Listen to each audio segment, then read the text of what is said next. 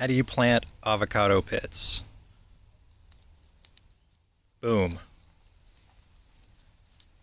That simple.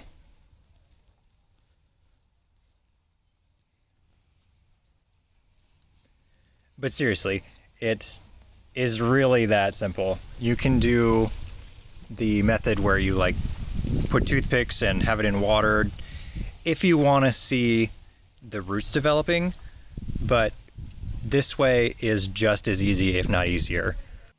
And I'm going to come back through and cover up these pits a little bit so they don't get super dried out. And I can show you, I have a bunch of other ones that are in the process here. Some of them have already sprouted.